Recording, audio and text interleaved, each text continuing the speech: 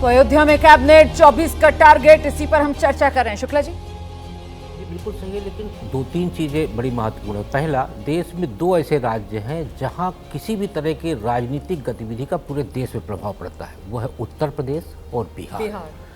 उत्तर प्रदेश में योगी आदित्यनाथ जी के मुख्यमंत्री बनने के बाद आप देखेंगे तो वो अपनी स्टाइल की पॉलिटिक्स कर रहे हैं। उस स्टाइल में आप देखिए, उन्होंने कहीं भी अपने धार्मिक एजेंडे यानी हिंदुत्व को कहीं भी खरोंच नहीं आने दिया।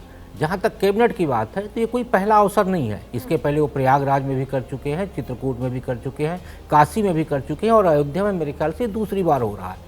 तो 24 का जहाँ तक बात है तो आप देखेंगे कि 22 जनवरी की जो तिथि तय हुई है राम मंदिर के उद्घाटन की, उसके पहले विश्व हिंदू परिषद की तरफ से देश भर में हल्दी चावल का न्योता बांटा जा रहा है लोगों को आमंत्रित करने के लिए।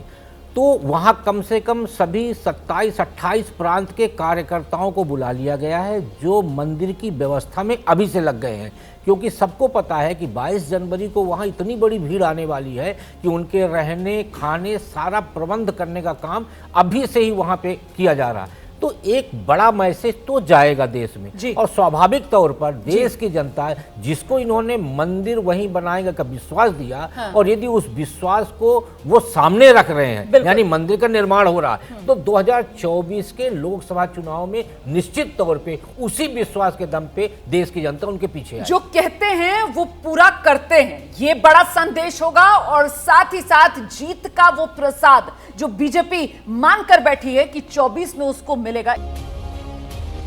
देश का पॉलिटिकल शो देख रहे हैं आप, रामकृपाल सर, मतलब 24 में राम और बीजेपी के लिए जीत का पक्का इंतजाम।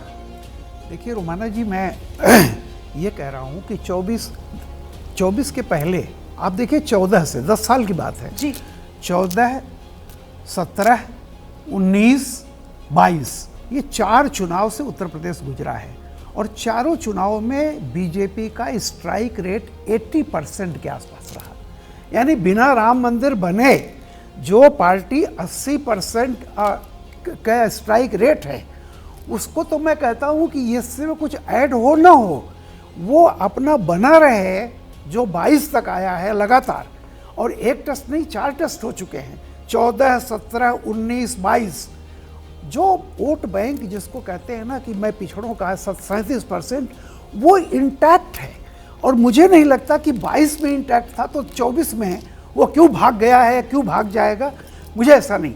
तो बीजेपी जी ऑलरेडी अगर वो जो स्ट्राइक रेट उसका रहा है उसी को मेंटेन भी कर ले, और निश्चित तौर पर ये ऐसे ही है जैसे घलवा होता है, हम लोग कोई भी चीज करें जी, तो मेरा कहना है कि ये मंदिर का जो है ये प्लस होगा ही, ये यूएसपी होगा, यूनिक सेलिंग प्रोपोजिशन की तरह। जैसे लेकिन वो जो बात इधर से कही गई थी ना कि साहब देश की राजनीति और 2 महत्वपूर्ण राज्य, एक यूपी और दूसरा बिहार, और बिहार के अंदर वो जो मंडल मॉडल सामने आ रहा है, वो क्या इस मंदिर मॉडल की कहीं काट तो नहीं बन जाएगा? 24 का एजेंडा क्योंकि फाइनल नजर आ रहा है, मंदिर वर्सेस मंडल। जब सियासत के शोर में खबर खोने लगे, जब सूचनाएं कम हंगामा ज्यादा होने लगे, तब जरूरी है संविधान के पन्ने पलटना, खबर की तह हटाकर आगे निकलना। मगर ये करेगा कौन?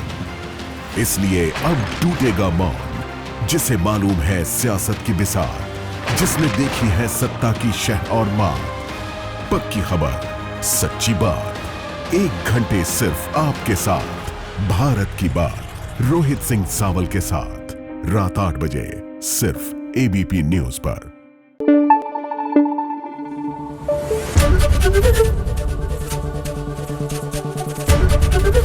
एबीपी न्यूज आपको रखे आगे।